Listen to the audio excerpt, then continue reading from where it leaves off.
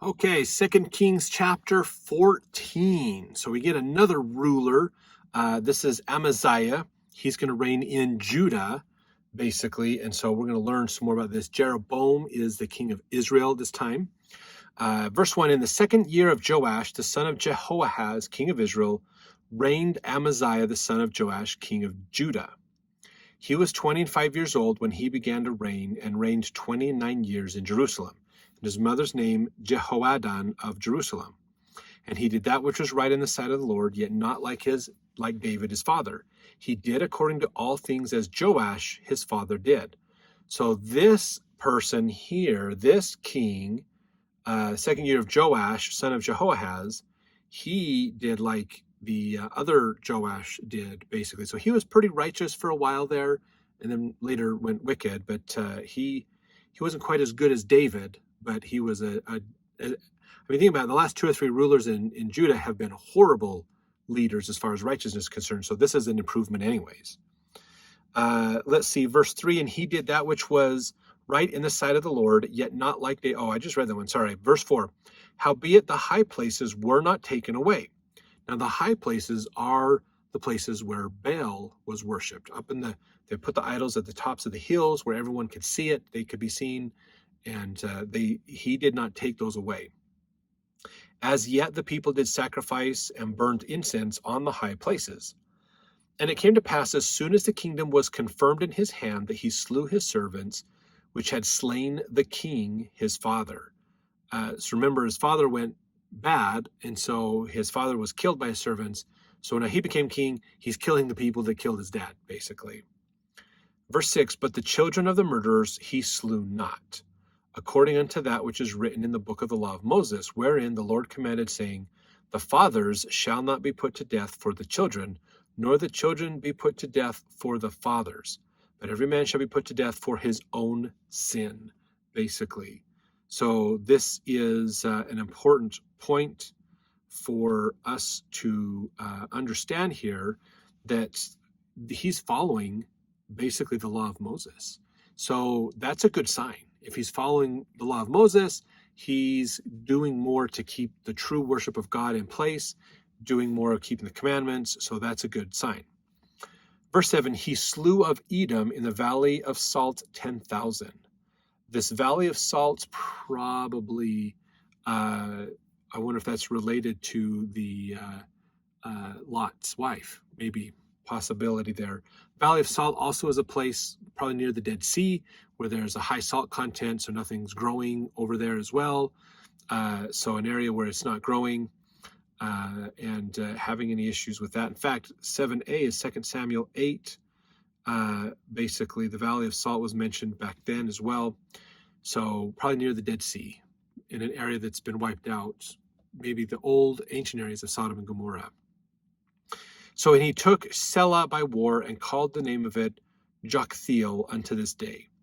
Then Amaziah sent messengers to Jehoash, the son of Jehoahaz, the son of Jehu, king of Israel, saying, come, let us look one another in the face. So Amaziah is king of Judah, Jehoash is the king of Israel, and he wants to get together to talk. Verse 9, and Jehoash, the king of Israel, sent to Amaziah, king of Judah, saying, the thistle that was in Lebanon sent to the cedar that was in Lebanon, saying, give thy daughter to my son to wife. And there passed by a wild beast that was in Lebanon and trode down the thistle. So he's kind of giving a bit of story here, going, you're a thistle, I am the cedar. So you're a small part of the plant, I am the whole tree, basically. And you're asking for a favor of me? No, we're going to wipe you out. Verse 10, thou hast indeed smitten Edom, and thine heart hath lifted thee up. Glory of this, and tarry at home. For why shouldest thou meddle to thy hurt, that thou shouldest fall, even thou and Judah with thee? So Jehoash is like, this isn't a good thing. We're not working with you. But look, it's just not a good thing. Don't stir us up. Don't mess with us. We're doing our thing. You do your thing. We leave each other alone. Verse 11, but Amaziah would not hear. Therefore Jehoash, king of Israel, went up, and he and Amaziah, king of Judah, looked one another in the face at Beth Shemesh, which belongeth to Judah. So they go to the border area to finally meet, because Amaziah was a persistent king in trying to get with Jehoash. Verse 12, and Judah was put to the worse before Israel, and they fled every man to their tents. So that's, I would say there's probably more to the story than what we're getting here, but Judah was put to the worse before Israel. So Judah was in a worse situation than Israel, and they fled because they're afraid Israel is about to destroy them, basically. Verse 13, then Jehoash, king of Israel, took Amaziah, king of Judah, the son of Jehoash, the son of Ahaziah, at Bethshemesh, and came to Jerusalem, and brake down the wall of Jerusalem from the gate of Ephraim unto the corner gate of 400 cubits. So basically, Jehoash didn't just go to meet with Amaziah. He came in with his army and marched and took the king captive, and went in and destroyed a big section of Jerusalem, weakened their defenses. Verse 14, he took all the gold and silver and the vessels that were found in the house of the Lord and in the treasures of the king's house and hostages, and returned to Samaria.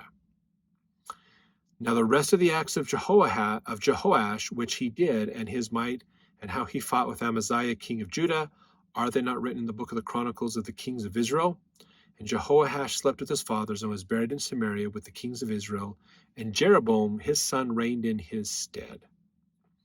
And Amaziah the son of Jehoash, king of Judah, lived after the death of Jehoash the son of Jehoahaz, king of Israel, 15 years. And the rest of the acts of Amaziah, they're not written in the book of the Chronicles of the kings of Judah.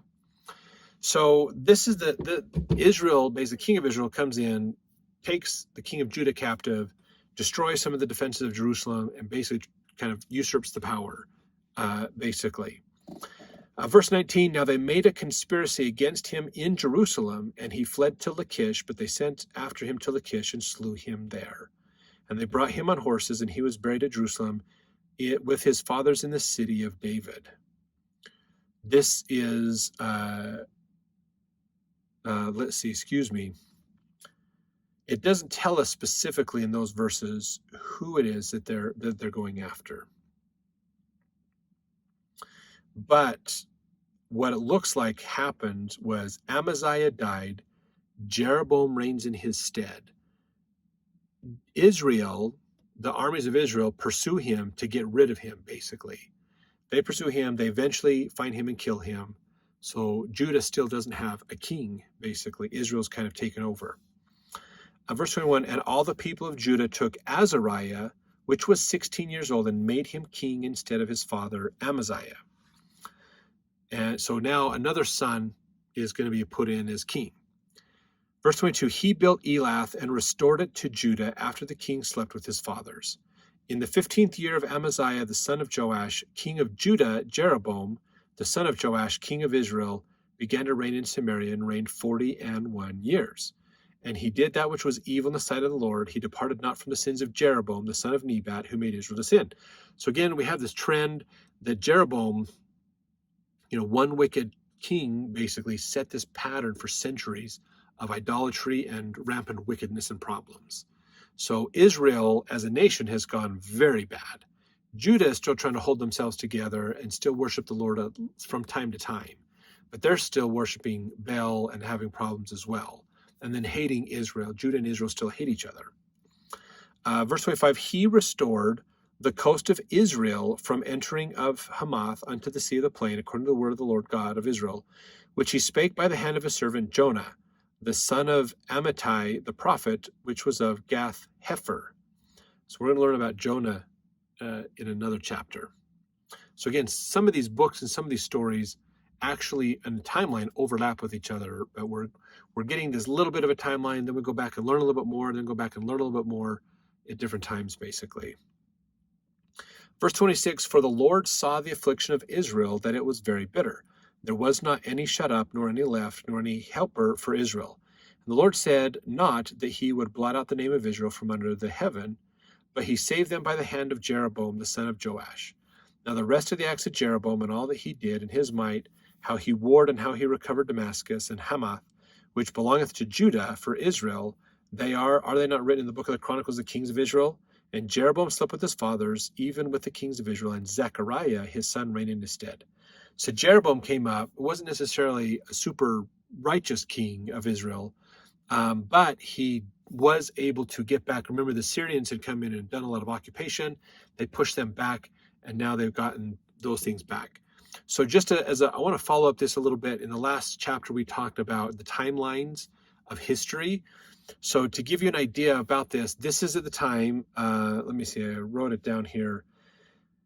In Assyria, this is the time of Ashur-Nazirpal II is most likely this timeline. Okay, so they're getting into about to get Tiglath-Pileser III. So this is in the part of what's known as the Neo Kingdom of Assyria. So there's the old kingdom of Assyria, which is the more original kingdom when it was small. Then there's the middle kingdom as it was growing and building. Then there's the Neo Kingdom. Now, Neo means new. That's all it means. So Neo-Assyrian Empire is the new Assyrian Empire. So it is in the timeline, it is the most recent chapter of empire building in Assyria. So just kind of so you understand how that is, the Neo-Assyrian Empire is the empire we probably are the most familiar with in history. We understand those traditions and ideas better than any of the other ones, basically. So when you think of Assyrian Empire, most of the time you're thinking of the Neo-Assyrian Empire. Same with like Egypt. When you think of Egyptian history, you're most likely thinking of the Neo-Egyptian history, the more new history, not the ancient history or the older kingdom or the middle kingdom. You're thinking more of the newer kingdom, which wasn't ruled by Egyptians very much. That was more of the Ptolemies, so the Greeks and Romans and others were ruling Egypt at that time. So just to give you some time frames there, so the Neo-Assyrian Empire, the empire as we would know it, is around. It's existing. It's been in existence. In fact, the Neo-Assyrian Empire starts around 911 BC. So it's been in existence probably 70 years, 60, 70 years by now. So it's building, it's getting itself up to the full height of Assyrian Empire. So all that is still happening at this time that Syria and Israel are fighting back and forth, basically. So Babylon has been around. In fact, at this point, Assyria, one of the things Assyria tried to do with Babylon, because Babylon, like I said, is a nation that's just as old as Assyria. They were intermarrying. The kings would marry the princesses of Babylon to, sometimes the king of Syria would make himself the king of Babylon as well and rule from a Babylonian king or city. They'd go back and forth. So at this point, Babylon, in this time frame of history, Assyria and Babylon started as separate countries, but because Assyria grew faster and gained more power and strength, they kind of overtook Babylon. And at this point in history, there's not a ton of distinction between Assyrian Empire and the Babylonian Empire, because Babylon is just a vassal state of Assyria and very intermingled together, basically. So they're going to eventually split off and be separate again, and that's going to be the beginning of the destruction of Assyria that we're going to talk about later. So let's jump into the next chapter to learn more about the next king of Judah and the kings of Israel as well.